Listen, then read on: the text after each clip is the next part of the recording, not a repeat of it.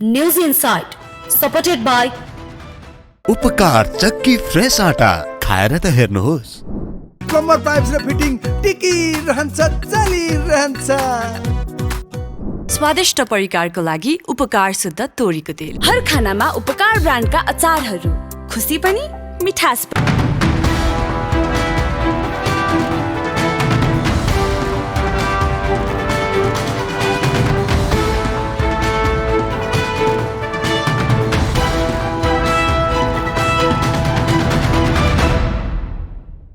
नमस्कार, तपाईं news insight हेर्दै हुनुहुन्छ। म एलिसा अर्याल। हरेक दिन हामी यो समयमा एउटा खास विषयको चिरफार गर्छौं।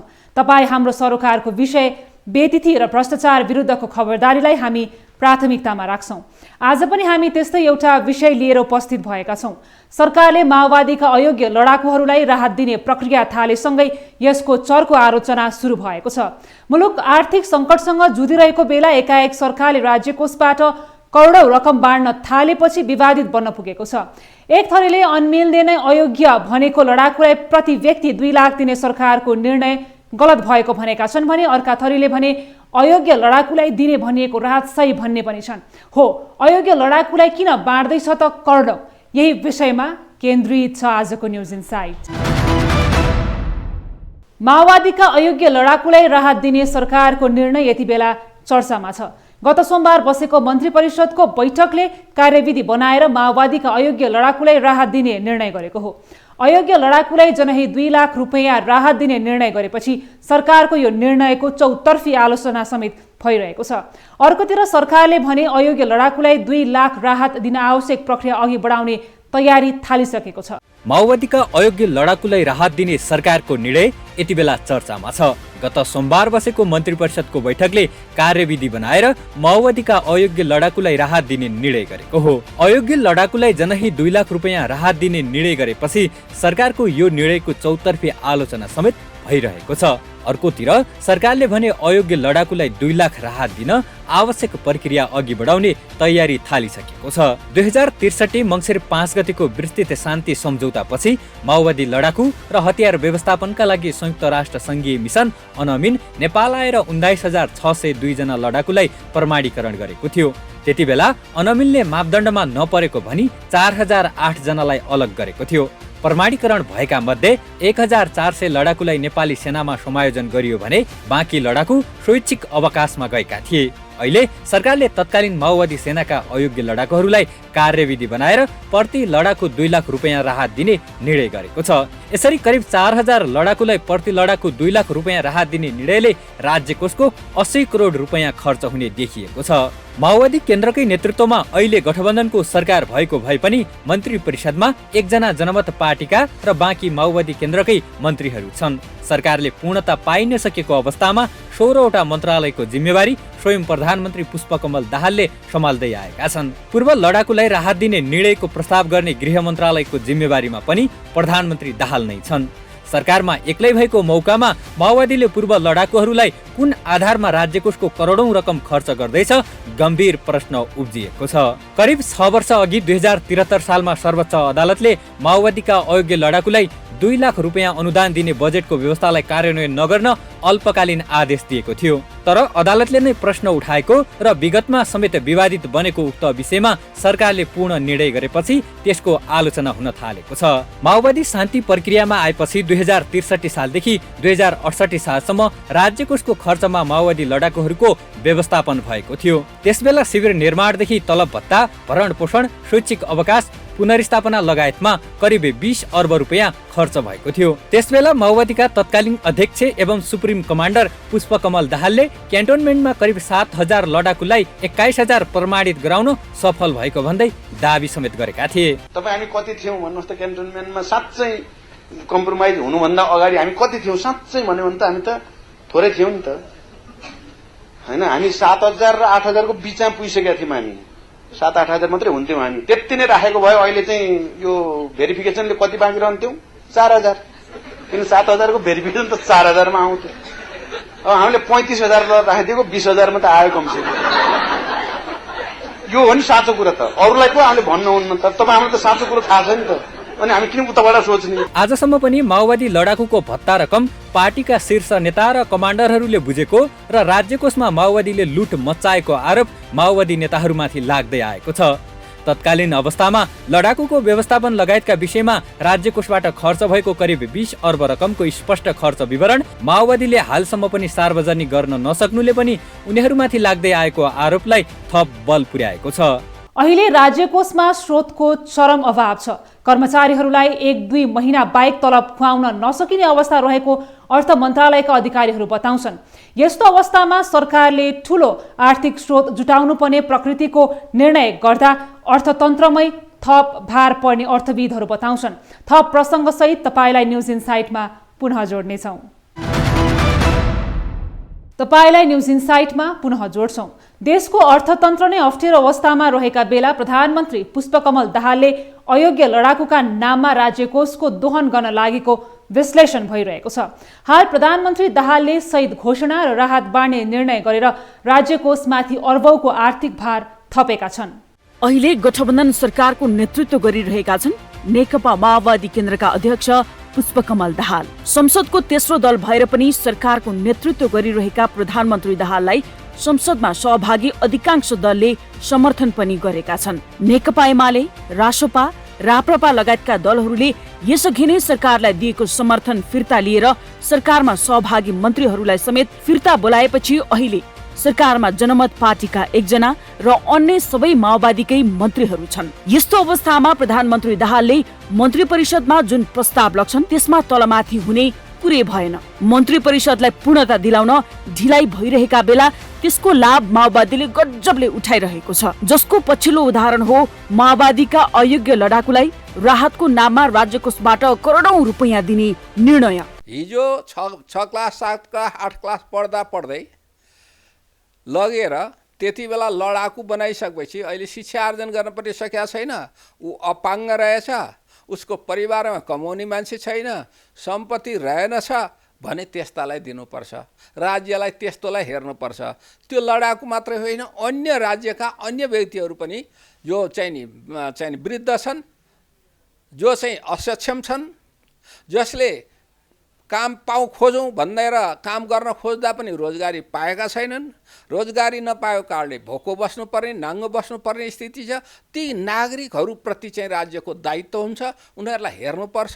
तर सबैलाई एकनासले लडाकु जति सबैलाई, यति वर्ष पुगेका जति सबैलाई भनेर बाँड्ने प्रवृत्तिले चाहे सामाजिक सुरक्षाको क्षेत्रमा होस् अथवा अन्य सुरक्षाको क्षेत्रमा त्यो निडी आवश्यकतालाई छ त्यसलाई दिने हो, सबैलाई दिने होइन।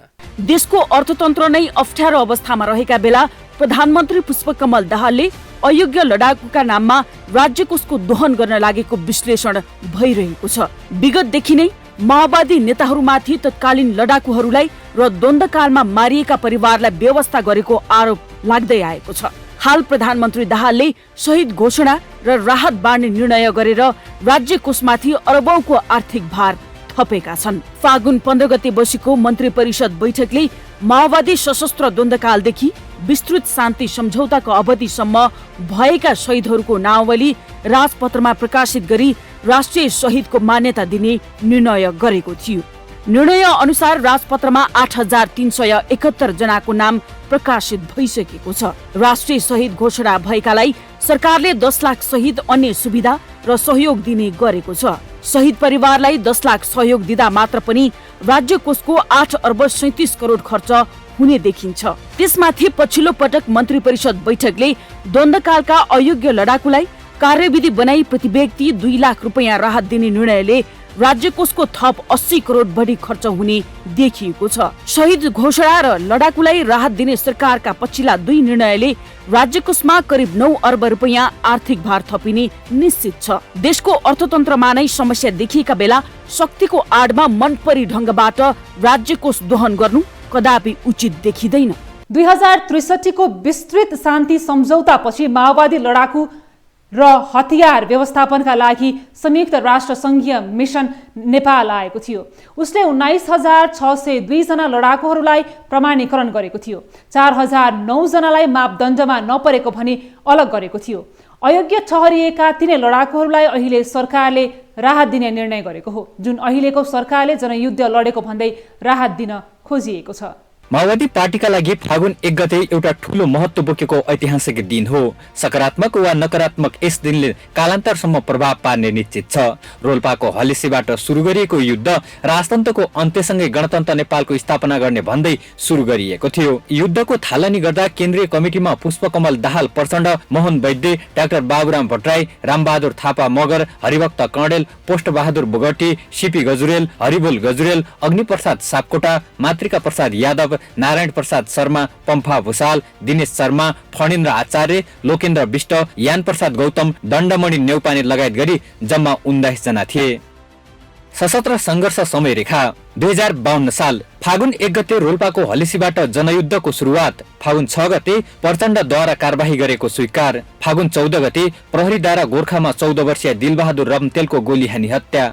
फागुन 15 गते रुकुमको पिपलमा 6 जना खत्री बन्धुहरूको हत्या। 2053 साल वैशाख 24 गते रुकुमको तकसेरामा 2 प्रहरीको मृत्यु, 2वटा राइफल कब्जा। असारमा जनयुद्धको विकासको दोस्रो योजना सुरु। पुष 19 गते रामेछापको बेथानमा रहेको प्रहरी चौकी कब्जा, 3 छापामारको मृत्यु।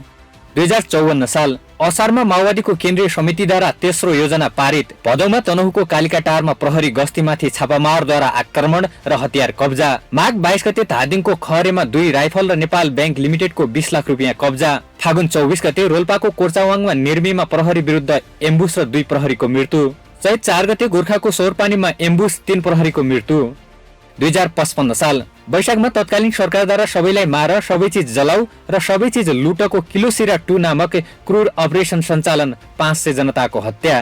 कार्तिक 10 गते सल्याङको झिम्पे, काभ्रेको फलाटे, पर्साको निर्मल बस्ती र धनुषाको ललियामा रहेका चौकीहरूमा कब्जा। पुष 18 गते ललितपुरको भट्टेडाँडा चौकीमा छापामारहरूद्वारा सम्पूर्ण हतियार सहित कब्जा। फागुन 19 गते डाङको चिराघाट प्रहरी चौकीमा कब्जा। चैत 5 गते काभ्रेमा 7 जना कलाकारहरूको प्रहरीले आगो लगाएर र गोली प्रहार गरी हत्या।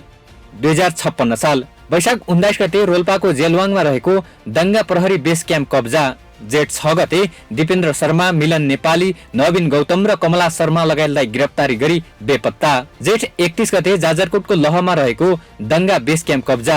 भदौ 23 गते सुरेश वागले कमरेड बासुको गोर्खामा गिरफ्तारी पछि हत्या। असोज 5 गते रुकुमको महतमा रहेको दङ्गा बेस क्याम्पमा कब्जा। फागुन 6 गते रोल्पाको घरती गाउँमा दङ्गा, इलाका प्रहरी कार्यालय कब्जा। चैत 21 गते रुकुमको तकसेरामा रहेको दङ्गा, इलाका प्रहरी कार्यालय कब्जा।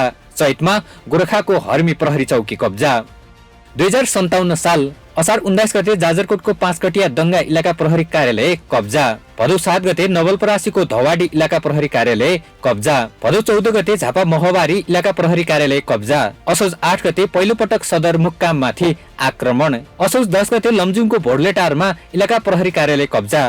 कार्तिक 20 गते रामेछापको दोरम्बा प्रहरी चौकीमा कब्जा। चैत 17 गते गोर्खाका 6 महिला बन्दीहरूद्वारा जेल ब्रेक। 2058 साल जेठ 8 गते ओखलढुङ्गाको खानी भन्ज्याङ, इलाका प्रहरी कार्यालय कब्जा। जेठ 19 गते दरबार हत्याकाण्ड, राजा वीरेन्द्रको वंशनाश। जेठ 20 गते प्रचण्डद्वारा राजतन्त्र अन्त्य भएको घोषणा। जेठ 22 गते ज्ञानेन्द्रद्वारा आफैलाई राजा घोषणा। असार 25 गते लमजुङको बिचौर प्रहरी चौकीमा कब्जा। असार 28 गते रोल्पाको होलेरी चौकीमा आक्रमण गरी 69 प्रहरीलाई नियन्त्रणमा। असार 30 गते रामेछापको धोबीडाँडा प्रहरी चौकी कब्जा। साउन 6 गते तेह्रथुमको पोगलावाङ स्थित प्रहरी चौकीमा कब्जा। साउन 7 गते बाजुराको पाण्डुसेनमा रहेको प्रहरी चौकीमा कब्जा। साउन 4 गते गिरिजा सरकार पतन, देउवा सरकार गठन। साउन 8 गते सरकारद्वारा युद्ध विरामको घोषणा। साउन 12 गते कृष्णबहादुर महराको नेतृत्वमा 3 सदस्यीय माओवादी वार्ता टोली सार्वजनिक। मङ्सिर 8 गते जनमुक्ति सेना नेपालको घोषणा, सर्वोच्च कमान्डर प्रचण्ड। मङ्सिर 8 गते दाङको सदरमुकाम घोराई र स्याङ्जाको सदरमुकाम पुतली बजारमा कब्जा। मङ्सिर 10 गते पूर्वमा जनसेनाद्वारा सोलु सदरमुकाम सल्लेरी कब्जा। सिडिओ सहित 137 शाही सुरक्षाकर्मीको मृत्यु। मङ्सिर 11 गते देउवा सरकारद्वारा संकटकाल घोषणा। मङ्सिर 22 गते शाही सेना र प्रहरीको हत्या, नेकपा माओवादीद्वारा नेपाल बन्द। फागुन 4 गते जनसेनाद्वारा अछाम सदरमुकाम र साँफेबगर एयरपोर्ट कब्जा। भिडन्तमा 55 शाही सेना र 150 प्रहरीको मृत्यु। 2059 साल वैशाख 19 गते रोल्पाको सिस्ने लेकमा शाही सेनासँग जनसेनाको भिडन्त। जेठ 8 गते देउवाद्वारा मध्यरातमा संसद विघटन। जेठ 13 गते कृष्णसेन इच्छुकको हिरासतमै हत्या। असार 2 गते रितबहादुर खड्काको रौतहटमा हत्या। भदौ 23 गते अर्घाखाँची र सिन्धुलीको इलाका प्रहरी कार्यालयमा कब्जा। असोज 18 गते ज्ञानेन्द्रद्वारा देउवा सरकार विघटन, कार्तिक 28 गते कर्णाली अञ्चल सदरमुकाम जुम्ला खलङ्गा कब्जा, मङ्सिर 18 गते लाहानमा रहेको इलाका प्रहरी कार्यालय र ब्याङ्क कब्जा, माघ 12 गते सशस्त्र प्रहरी महानिरीक्षक कृष्ण गोपाल श्रेष्ठ र पत्नी नुडुपको माओवादीद्वारा हत्या, माघ 15 गते सरकार र माओवादी दुवै पक्षबाट युद्ध विरामको घोषणा, माघ 18 गते बाबुराम भट्टराईको नेतृत्वमा 5 सदस्यीय माओवादी वार्ता टोलीको घोषणा, माघ 19 गते युद्ध विराम आचार संहिता जारी, चैत 15 गते राजधानीमा पत्रकार सम्मेलन गरी माओवादी वार्ता टोली सार्वजनिक, चैत 20 गते काठमाडौँको खुला मञ्चमा माओवादीको विशाल आम सभा, 2060 साल वैशाख 14 गते दोस्रो युद्ध विरामको पहिलो चरणको वार्ता, साउन 32 गते सरकार र माओवादी बीच तेस्रो चरणको वार्ता, भदौ 10 गते नेकपा माओवादीद्वारा युद्ध विराम र वार्ता भङ्गको घोषणा, कार्तिक 10 गते गोर्खाको च्याङलिङमा एम्बुसमा परि प्रहरी एसपी सूर्यकुमार श्रेष्ठ सहित 4 को मृत्यु, कार्तिक 11 गते पोखरा नजिकको डाँडा नाकामा रहेको संयुक्त चेकपोस्ट कब्जा, कार्तिक 16 गते पर्साको पल्बा मिलनचोकमा एम्बुसमा 10 शाही सुरक्षाकर्मीको मृत्यु, कार्तिक 21 गते प्रचण्डद्वारा रेडियो जनगणन्त नेपालको उद्घाटन, फागुन 19 गते जनसेनाद्वारा भोजपुर सदरमुकाममाथि आक्रमण, चैत 7 गते जनसेनाद्वारा म्याग्दी सदरमुकामको बेनीमाथि हमला, 150 भन्दा बढी शाही सुरक्षाकर्मीको मृत्यु, चैत 13 गते मोहन वैद्य किरण भारतीय प्रहरीद्वारा सिलगुडीमा गिरफ्तार, चैत 22 गते धनुषाको यदुकुवा प्रहरी चौकी कब्जा, चैत 25 गते पशुपति नगर इलाका प्रहरी कार्यालय कब्जा, 2061 साल जेठ 6 गते डोटीको घण्टेश्वरमा जनसेना र साई सेना भिडन्त, भदौ 20 गते शेरमान कुमार र मोहनचन्द्र गौतमको सिराहामा हत्या, मङ्सिर 2 गते बाँकेको खैरी खोलामा धरापमा परि 8 शाही सुरक्षाकर्मीको मृत्यु, मङ्सिर 5 गते कैलालीमा जनसेनाद्वारा साई सेनाको रेन्जर बटालियनमाथि हमला, 19 को मृत्यु, पुस 3 गते काठमाडौँको साँखु इलाका प्रहरी कार्यालयमा जनसेनाद्वारा कब्जा, पुस 7 गते कर्णाली चिसापानीमा 15 शाही सेनाको हत्या, पुस 17 गते तनकुटाको सेउती खोलामा एम्बुस 20 शाही सुरक्षाकर्मीको मृत्यु, माघ 19 गते राजा ज्ञानेन्द्रद्वारा देउवा सरकार हटाएर आफ्नो अध्यक्षतामा सरकार गठन, माघ 20 गतेदेखि 22 गतेसम्म शाही कु विरुद्ध 3 दिने नेपाल बन्द, चैत 20 देखि 30 गतेसम्म माओवादीद्वारा 11 दिने देशव्यापी आम हडताल, 2062 साल वैशाख 16 गते जनसेनाद्वारा सिराहाको बन्दीपुरमा रहेको सेनाको ब्यारेकमा आक्रमण, जेठ 27 गते काभ्रेको नार्की साई सेनामाथि जनसेनाको आक्रमण, 22 सुरक्षाकर्मीको मृत्यु, असार 8 गते जनसेनाद्वारा भोजपुरको पान्धारेमा साई सेनामाथि आक्रमण, 8 जनाको मृत्यु, असार 11 गते जनसेनाद्वारा औराखाँचीको खन्दाहामा साई सेनामाथि आक्रमण, लेफ्टिनेन्ट सहित 19 जनाको मृत्यु, असोज 18 गते नेकपा माओवादीद्वारा एकपक्षीय युद्ध विरामको घोषणा, मङ्सिर 7 गते 7 दल र माओवादी बीच भएको 12 बुँदे समझदारी सार्वजनिक, मङ्सिर 17 गते माओवादीद्वारा एकपक्षीय युद्ध विराममा 1 महिना थप, पुस 18 गते माओवादीद्वारा युद्ध विराम भङ्ग भएको घोषणा, देशभरि प्रतिरोध सुरु, माघ 26 गते माओवादी र 7 दलको बहिष्कारका कारण नगर निर्वाचन असफल, चैत 24 गते 7 दल र माओवादी बीच संयुक्त शान्तिपूर्ण आन्दोलन सुरु, 2063 साल वैशाख 11 गते प्रतिनिधि सभा पुनर्स्थापना, जेठ 4 गते संविधान सभाको निर्वाचन गराउने घोषणा, जेठ 12 गते 25 बुँदे युद्ध विराम आचार संहिता जारी, असार 2 गते नेपाल सरकार 7 दल र माओवादी बीच शिखर वार्ता, 8 बुँदे सहमति, मङ्सिर 5 गते सरकार र माओवादी बीच 10 बुँदे ऐतिहासिक विस्तृत सम्झौता, माघ 1 गते नेपालको अन्तरिम संविधान जारी, चैत 18 गते नेकपा माओवादी सहितको अन्तरिम सरकार गठन।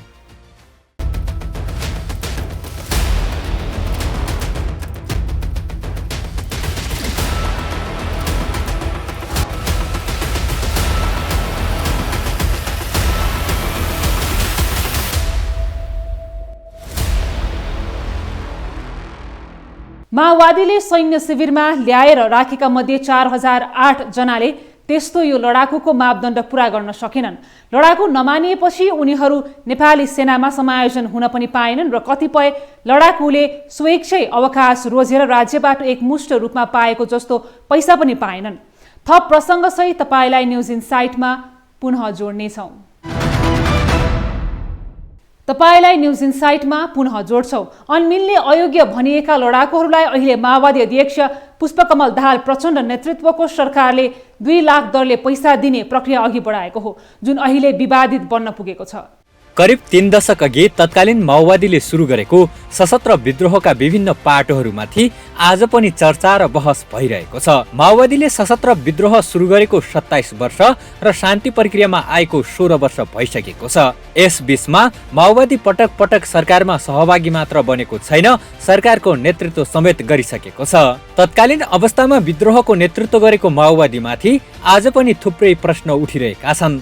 सशस्त्र विद्रोहमा सहभागी नागरिक र उनका परिवारलाई माओवादीले व्यवस्था गरेको आरोप लाग्दै आएका बेला हाल सरकारको नेतृत्व गरिरहेको माओवादीले शहीद घोषणादेखि पूर्व लडाकुलाई राहत दिने निर्णय गरेको छ। विगतमा भएका कमजोरीलाई छोप्न माओवादीले शहीद घोषणा र लडाकुलाई राहत दिन अग्रसर हुनुलाई राजनैतिक वीरतामा अर्थपूर्ण तरिकाले हेरिएको छ। लडाकुलाई सहयोग गरेको भन्ने प्रश्न त्यो ठिकै पनि होला, किनभने मान्छेले दुःख गरेको आफ्नो दल केन्द्रमा हुँदाखेरि त्यो स्वाभाविक पनि होला। तर त्यो लडाकुले दुःख जसलाई दियो तिनीहरूलाई चाहिँ के गर्ने, त्यो बारेमा पनि गम्भीर हुनुपर्छ। किनभने लडाकुहरूको बारेमा त धेरै गम्भीर प्रश्नहरू छन्। त्यो बेलामा उहाँहरूले लडाकु कस्ता मान्छेलाई बनाउनु भयो, कस्तालाई भने उहाँहरूले के भनेर लडाकु बनाउनु भयो, त्यो एउटा महत्त्वपूर्ण पक्ष हो। उहाँहरूले भन्नुभयो यो पुँजीवादी साम्राज्यवादी शिक्षा लिनु हुँदैन, छोडा स्कुल भन्नुभयो, कुदाउनु भयो, काम गर्नु पर्दैन, जसका घरमा भकारी छन् त्यहीँ त्यो भकारी फोड भन्नुभयो, जसको पैसा छ त्यहीँ बाकस तोड भन्नुभयो, सिकाउनु भयो नि त त्यही कुरा। अनि जसले दिँदैन त्यसलाई चाहिँ त्यो वर्ग दुश्मन हो भनेर परिभाषित गर र त्यसलाई चाहिँ भौतिक रूपमा कारवाही गर भनेर भन्नुभयो। र यस्तो कुराहरू छन्। त्यस कारणले लडाकुहरूलाई दिनुपर्छ। म फेरि अब नेपाली हुन्, नेपालीले पाउनु त ठुलो कुरा केही कुरो भएन। तर त्यो लडाकुहरूले दुःख दिएको मान्छे एक, त्यो लडाकु भन्दा पनि अझ विपन्न र गरिब भएर बसेको मान्छे दुई, यो मान्छेलाई चाहिँ के गर्ने? राज्यले निर्णय गर्दाखेरि यस्ता कुराहरू ध्यान दिनुपर्छ। या त उहाँहरू कुनै पेसा व्यवसायमा लाग्न चाहनुहुन्छ भने जस्तो एउटा ऋणको प्रक्रिया हुनसक्छ। उहाँहरूलाई अहिले पहाडको धेरै जग्गा जमिनहरू मान्छेहरूको बाँझै छ, उनीहरू छोडेर हिँडिरहेछ मान्छेहरू। एउटा मान्छे वैदेशिक रोजगारीमा जान्छ, एउटा उनीहरूको परिवारको सदस्य अलिकति कमाउँछ, त्यो मान्छे तुरुन्तै या त मधेसमा झर्छ या त सहरमा गएर बस्न थाल्छ, कुनै रोजगारी लिन्छ, बस्न थाल्छ। त्यसको जग्गा बाँझै छ। त्यो जग्गा कि त जिम्मा दिए भयो नि त लडाकुहरूलाई साँच्चै काम गर्ने भने। हाम्रो पहाडी क्षेत्रमा पहाडी भूगोलमा यति विधि जग्गा बाँझो भइराखेको छ अहिले, उनीहरूलाई त्यो 2 लाखको सट्टा बरु 2 रोपनी 4 रोपनी जग्गामा खेती गर, आलु लगाऊ, तरकारी लगाऊ, चाहिँ सागसब्जी लगाऊ, फलफुल लगाऊ भने भयो नि त। योजना पैसाले मात्रै समाधान गर्दैन। पैसा के हुन्छ, 2 लाख 4 लाख 10 लाख दिएर पनि त्यो पैसा त खर्च भएर गइहाल्छ नि। एउटा स्थायी जीविकाको आधार खडा किन नगर्ने? मेरो बुझाइमा सरकारले त्यो बाटो लिनु पर्थ्यो। 2 लाख 4 लाख दिएर मात्रै समाधान हुँदैन, तत्काल केही कुरा होला, नत्र त्यो समाधान होइन र त्यो उचित होइन भन्ने मेरो मान्यता छ। विगतमा माओवादीले जुन सपना नागरिकलाई देखाएको थियो त्यो पूरा गर्न नसकेको आरोप माओवादीमाथि लाग्दै आएको छ। शान्ति प्रक्रिया पछिको पहिलो आम निर्वाचनमा माओवादी पहिलो पार्टी बन्नु निकै ठुलो उपलब्धि भएको भए पनि त्यसलाई माओवादीले जोगाउन सकेन। पार्टीभित्रको अन्तर्द्वन्द्वका कारण पटक पटक विभाजित बन्दै गएकाले पनि माओवादीमाथि प्रश्न उठ्ने गरेको विश्लेषण हुन थालेको छ। भनेको उहाँहरूले यस्तो अचम्मको सपना देखाउनु भयो, मान्छेहरूलाई सहभागी गराउनु भयो, त्यसको परिणति के भयो भने पहिलो चुनावमा धेरै माथि आयो, धेरै कारणले माथि आयो। त्यो बेलाको मूल्याङ्कन हुन बाँकी छ। एउटा कुरा त मान्छेहरू अत्यन्तै आतङ्कित थिए, भयभीत थिए र हामीले यदि माओवादीलाई गाउँको सट्टा हामीले केन्द्रमा पठाइदियौँ भने हाम्रो शान्ति पनि हुन्छ, सुरक्षा पनि हुन्छ भन्ने फिलिङ पनि थियो एउटा कुरा। त्यस कारणले पनि मत दिए धेरै। दोस्रो कुरा के थियो भने भय पनि थियो मान्छेहरूमा, त्यसलाई नदिए बा सिद्ध्याउने हो कि भन्ने डर पनि थियो, त्यस कारणले भोट दिए। तेस्रो कुरा के हो भनेदेखि धेरै पुराना पार्टी काङ्ग्रेस एमाले भनेका पहिलाका पार्टीहरू नि यिनीहरूको नेताहरूको बारेमा हामीलाई थाहा छँदैछ, किन दिने? यो नयाँ छ, जेसुकै होस्, अब संविधानमा आएको छ, शान्ति प्रक्रियामा प्रवेश गरेको छ, यसलाई भोट दिउँ भनेर मान्छेहरूले दिए। यो 3टा कारणले त्यो बेलामा एकदम नै पहिलो स्थानमा आयो माओवादी पार्टी। तर आइसकेपछि के भयो भने गर्लमा ढल्न थाल्यो, उहाँहरूकै बिचबाट भत्किन थाल्यो। चाहिँ 1 महिना पनि नउगिकन त्यो बेलामा मनोनित हुनुभएका सांसद मोहन वैद्यले राजीनामा गरेर यो संविधान ठिक छैन भनेर हिँडिदिनु भयो। त्यसपछि अर्को बाटो अर्कोले लिन थाल्यो। त्यसपछि पार्टी बिस्तारै फुट्न थाल्यो। 70 सालमा आइसकेपछि त विप्लवजीहरूको अर्को पार्टी भइसकेको थियो, खडा भइसकेको थियो। त्यसले नै ठुलो विद्रोहको कुरा गरिसकेको थियो।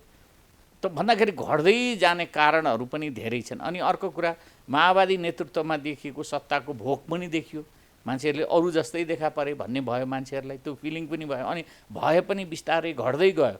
अब होइन यिनीहरू पनि शान्ति प्रक्रियामा आए, के को डर भन्ने भइसक्यो। अब मान्छेहरूमा त्यो भए पनि घट्दै गयो। एकातिर भए घट्दै गयो। जुन जुन कारणले 64 सालमा माओवादी पहिलो पार्टी भएको थियो, ती सबै कारणहरू के भयो भने घट्दै गए। उल्टो के भयो, माओवादी पार्टी पनि फुट्दै गयो। त्यसैको परिणति हो यो। माओवादी नेताहरूले अहिले पनि आफूहरूले सुरु गरेको सशस्त्र आन्दोलनकै जगमा देशमा लोकतन्त्र स्थापना भएको दावी गरिरहेका छन्। तर एक थरीले त्यसलाई विध्वंसको संज्ञा दिइरहेको पनि पाइन्छ। अहिलेको अवस्थामा पनि माओवादी नेताहरूको भूमिकालाई लिएर विभिन्न कोणबाट टीका टिप्पणी भइरहेको पाइन्छ। यस्तो अवस्थामा सत्ता मोहमा फस्दै गएको माओवादीले अब विचार र आदर्शका कुरा भन्दा पनि व्यवहारले देखाउने बेला आएको कतिपयको सुझाव छ। सबैभन्दा ठुलो कुरा त उहाँहरूको सिद्धान्तमा स्पष्ट हुनु पर्यो, जरुरी छ। उहाँहरू एकातिर वैज्ञानिक समाजवाद अनि मार्क्सवादी सत्ता समाजवाद जे भने पनि उहाँहरू अहिलेको राजनीतिक प्रणालीलाई उपयोग गर्दै नयाँ सत्ताको कुरा गर्नुहुन्छ, त्यो गलत हो। उहाँहरूले सबैभन्दा ठुलो कुरा नेपालको कम्युनिस्ट आन्दोलनले राजनीतिक प्रणालीलाई स्वतन्त्रताविहीन परिकल्पना गर्न हुँदैन र उहाँहरूले एक सूत्रीय रूपमा अहिलेको राजनीतिक प्रणालीलाई बलियो बनाउँछौँ भन्नुपर्छ। दोस्रो कुरा चाहिँ सामाजिक आर्थिक रूपान्तरणको विषय, जो मूल विषयहरूमा चाहिँ अरू सबै लोकतान्त्रिक शक्तिहरू र उहाँहरूको बिचमा एउटै हुनुपर्छ कुरो। कार्यक्रम र कार्ययोजना फरक हुनसक्छ र व्यवहार सबभन्दा ठुलो कुरा। अब व्यवहारले मान्छेहरूलाई आकर्षित गर्ने अभ्यास गर्नुपर्छ। व्यवहारबाट त्यो तपाईँले सिद्धान्तबाट अब आकर्षित गर्ने भनेर अब सपना देखाएर केही हुनेवाला छैन। अब हामी यहाँ तुरुन्तै नयाँ सत्ता कायम गर्छौँ, तुरुन्तै सर्वहाराको अधिनायकत्व हुन्छ, सारा श्रमजीवीहरूको चाहिँ पसिना चुहाउनेहरूको सत्ता हुन्छ, किसान मजदुरको सत्ता हुन्छ, यो गफ मात्रै कुरा हो। उहाँहरूले के हो भने सबभन्दा ठुलो उहाँहरूसँग सत्तामा बस्नु भएको छ, उहाँहरू भन्नुहुन्छ किसान मजदुरको लागि। सम्पूर्ण कम्युनिस्ट आन्दोलनले आफूलाई स्पष्ट गर्नुपर्छ कि म लोकतन्त्रका प्रति पूर्ण प्रतिबद्ध छु र लोकतन्त्रलाई उपयोग गरेर, यसले दिने सुविधा र स्वतन्त्रतालाई उपयोग गरेर म कुनै अर्को प्रणालीको खोजीमा छैन भनेर भन्न सक्नुपर्छ। दण्डकालका पीडितलाई न्याय दिलाउन विद्रोहको नेतृत्व गरेको माओवादीका साथै पटक पटक सरकारको नेतृत्व गरिरहेकाहरू पनि असफल बनिरहेका छन्। सत्य निरूपण तथा मेलमिलाप आयोगले दण्ड पीडितका करिब 60,000 भन्दा बढी उजुरी दर्ता गरिसकेको भए पनि तिनीहरूको टुङ्गो लाग्न सकिरहेको छैन। दण्डकालमा भएका जघन्य मानव अधिकार उल्लङ्घनका दोषीमाथि कारबाही सिफारिस गर्न बनेको सत्य निरूपण तथा मेलमिलाप आयोग पनि विगत 8 महिनादेखि पदाधिकारी विहीन अवस्थामा छ। हो, जनयुद्ध केका लागि थिए भन्ने सम्मको उत्तर दिन नसक्ने माओवादीको नेताहरू आज सरकारमा रहँदैमा करोडौं आफू खुसी राज्यकोष दोहन गर्न लागि परेका छन्। मुलुक आर्थिक सङ्कटको डिलमा छ। यो बेला किन माओवादी सरकारले यो निर्णय गर्यो भन्ने प्रश्न उब्जिएको छ। जनयुद्धको जगमा नेता बन्नेहरू आज आलिशान महल र गाडीमा सवार छन्, तर अयोग्य लडाकुहरू अझै पनि एक गाँस खानकै लागि सङ्घर्ष गरिरहेका छन्।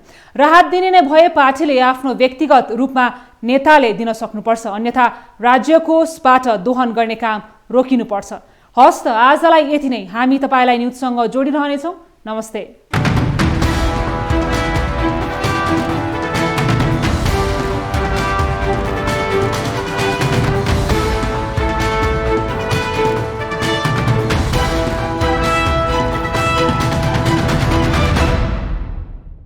News Insight, supported by उपकार चक्की फ्रेस आटा, खाएर त हेर्नुहोस्।